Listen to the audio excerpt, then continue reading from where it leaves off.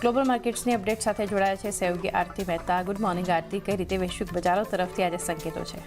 Good morning Janvi. અને global સંકેતોની જો વાત કરી લઈએ તો થોડાક મિશ્ર સંકેતો આપણને અહીંયા બનતા દેખાઈ રહ્યા છે। યુએસ માર્કેટમાં જો ઉપલા સ્તરેથી ઇન્ડાઇસીસમાં થોડો ઘટાડો આવતો દેખાઈ રહ્યો છે। ડાઉ જોન્સની આપણે વાત કરી લઈએ, ઉપલા સ્તરેથી લગભગ 400 પોઈન્ટ્સનો ઘટાડો છે અને ફેડના નિર્ણયથી આ જે છે તે આપણને અહીંયા કામકાજ ઘટાડા સાથેનું થતું દેખાઈ રહ્યું છે। S&P 500ની જો આપણે વાત કરી લઈએ તો અહીંયા હાઈથી લગભગ 30 પોઈન્ટ્સ જેટલો ઘટાડો આપણે જોઈ રહ્યા છે। નાસ્ડેકમાં થોડી ઘણી પોઝિટિવિટી છે, પણ S&P 500 એન્ડ ડાઉ જોન્સમાં ખાસ કરીને ઘટાડા સાથેનું કામકાજ બનતું દેખાઈ રહ્યું છે। હવે ફેડ તરફથી એક મોટા નિર્ણય જે લેવામાં આવ્યા છે તેના પર પણ નજર કરવાની રહેશે, કારણ કે વ્યાજ દરોમાં 0.25%નો કાપ તેમણે કર્યો છે, જે અપેક્ષિત હતો। એટલે અપેક્ષા મુજબ જ દરોમાં કાપ જે છે તે અહીંયાથી કરવામાં આવતો દેખાઈ રહ્યો છે। હવે આ વર્ષે બીજી વાર દરોમાં કાપ જે છે તે અહીંયાથી ફેડ તરફથી કરવામાં આવ્યો છે અને સમર્થનની જો વાત કરી લઈએ તો 10 હતા અને વિરુદ્ધમાં 2 વોટ પડતા દેખાઈ રહ્યા હતા।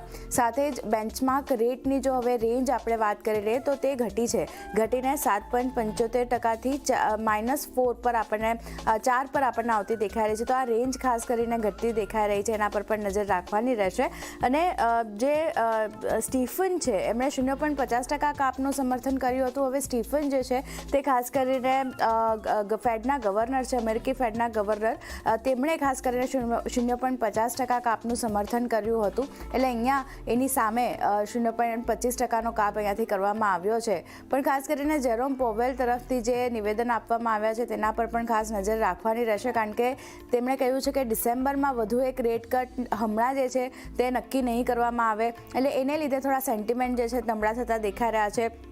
વસ્તુઓની કિંમતો વધી રહી છે, એને કારણે મોંઘવારીમાં એક વધારો થતો દેખાઈ રહ્યો છે। બીજી બાજુ તેઓ સતત કહી રહ્યા છે કે મોંઘવારી હજુને લઈને હજુ પણ ચિંતા યથાવત છે, કારણ કે જે ટ્રમ્પ તરફથી ટેરિફ લગાવવામાં આવ્યા છે એને કારણે મોંઘવારી દરમાં વધારો થતો દેખાઈ રહ્યો છે। તો જ્યાં સુધી ટેરિફને લઈને કોઈ સોલ્યુશન નહીં આવે ત્યાં સુધી મોંઘવારી જે છે તે આપણને અહીંયાથી વધતી જ જોવા મળતી દેખાઈ શકે છે। ઇકોનોમિક આઉટલુકને લઈને પણ તેમણે અત્યારે અનિશ્ચિતતા વ્યક્ત કરી છે અને હમણાંના મહિનામાં લેબર માર્કેટમાં ઘણા પડકારો વધ્યા છે તેવું પણ તેમણે કહ્યું છે।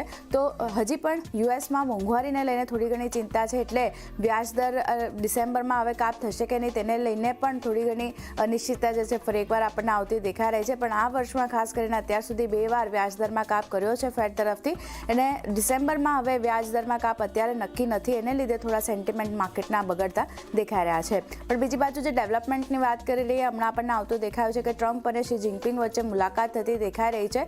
દક્ષિણ કોરિયાના જે બુસાન છે એમાં આ બંને નેતાઓની મુલાકાત થઈ રહી છે, ચાલી રહી છે મુલાકાત, ચર્ચા ચાલી રહી છે બંને વચ્ચે। અને 6 વર્ષ બાદ ટ્રમ્પ અને શી જિનપિંગ જે છે તે અહીંયાથી મુલાકાત કરી રહ્યા છે। ટ્રેડ ડીલ સહિત ઘણા મુદ્દાઓ પર અહીંયા વાતચીત આપણને થતી જોવા મળી શકે છે। એટલે અહીંયા કઈ રીતે ડેવલપમેન્ટ આવે છે અને આ મિટિંગમાં કઈ રીતે ડેવલપમેન્ટ આવે છે તેના પર ખાસ એક ફોકસ રાખવાનું રહેશે।